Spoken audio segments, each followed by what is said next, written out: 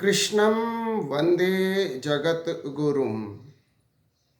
I pray to the Guru of the Universe.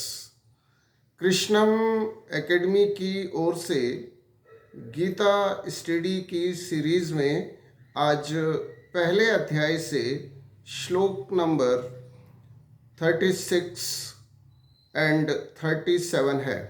श्लोक है, निहत्य धार्तराष्ट्रान्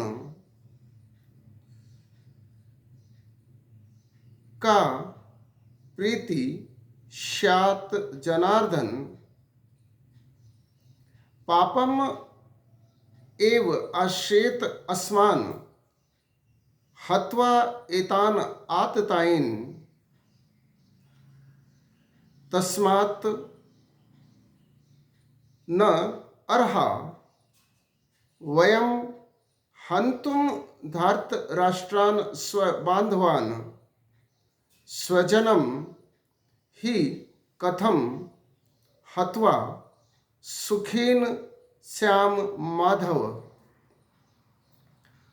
O Janardhan, the maintainer of all the living entities, what pleasure will we derive from killing the sons of Dhritarashtra, even though they may be aggressors? Sin will certainly come upon us if we slay them. Hence, it doesn't behoove us if we kill the sons of Dhritarashtra and his friends. O Madhav, how can we hope to be happy by killing our own kinsmen? हे जगत के पालक जनार्दन, धृतराष्ट्र के पुत्रों और अपने ही स्वजनों को मारकर हम सुखी कैसे हो सकते हैं? माना कि वे आतताई हैं, परंतु उनको मारने का पाप तो निश्चित रूप से हमें लगेगा। अतः इनको मारना किसी भी दृष्टि से उचित नहीं जान पड़ता है। जैसा कि अर्जुन युद्ध ना करने के लिए अपनी सोच और अपना नरेटिव भगवान के समक्ष रख रहा है। उसका कहना है कि धृतराष्ट्र के पुत्र आतताई हैं। वह ये तो मान रहा है कि आतताई है। विशिष्ट स्मृति और मनुस्मृति में 6 प्रकार के आतताई बताए गए हैं। एक वे लोग जो दूसरों का घर जला देते हैं, जो दूसरों के भोजन में विष मिलाते हैं, हत्या करते हैं, चोरी से या लूटकर दूसरों का धन प्राप्त करते हैं, पराई स्त्री का अपहरण करते हैं और दूसरे देश या राज्य के भूभाग को हड़पते हैं।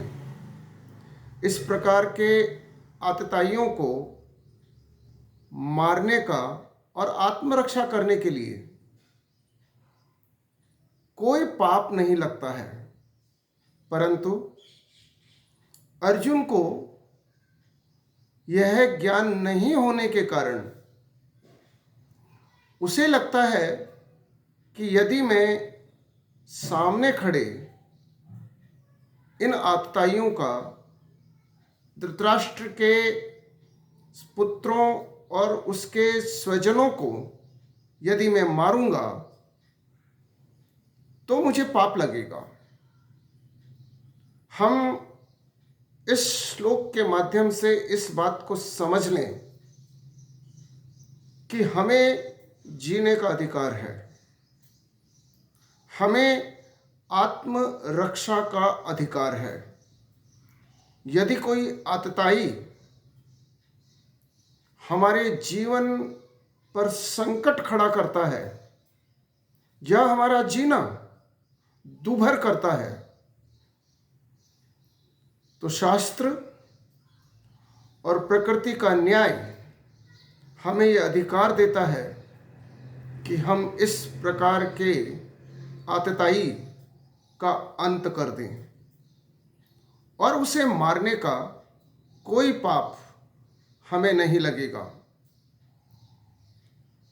परंतु अज्ञानता के कारण अर्जुन ये बात कह रहा है।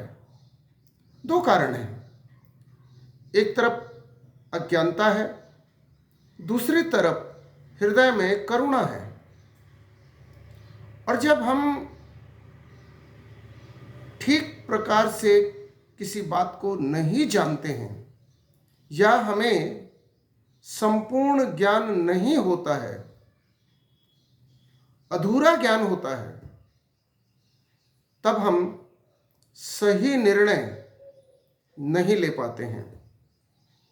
इसलिए आवश्यक है कि we have to acquire the knowledge in totality, और संपूर्ण ज्ञान के आधार पर हम सही निर्णय ले सकते हैं।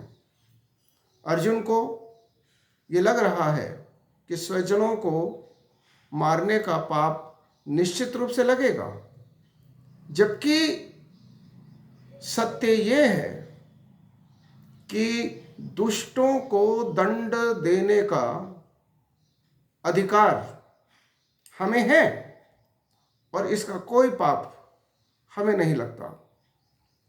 ऐसे लोग जो सृष्टि संचालन में बाधा बनते हैं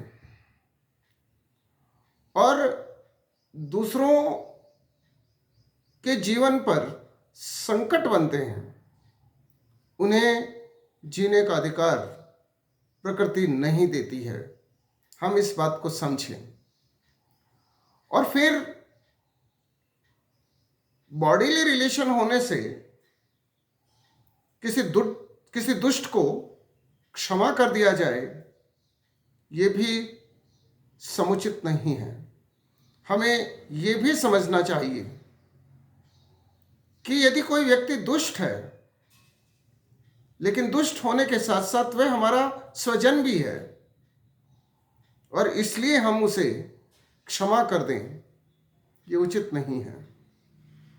हमें सृष्टि के सुचारू रूप से संचालन के लिए आतताइयों का, अत्याचारियों का और दुष्टों का अंत करना ही होगा।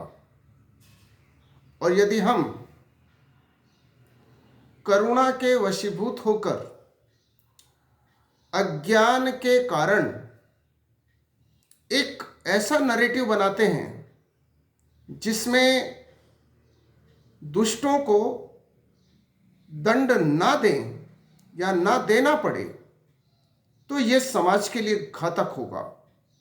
क्योंकि दुष्ट अपनी दुष्टता से, आतताई अपने अत्याचार से कभी अलग नहीं होगा। और इसलिए आवश्यक है कि आतताइयों के अत्याचार से समाज को मुक्त करने के लिए हमें आतताइयों को दंडित करना होगा, अत्याचारियों का अंत करना होगा। जय श्री कृष्ण।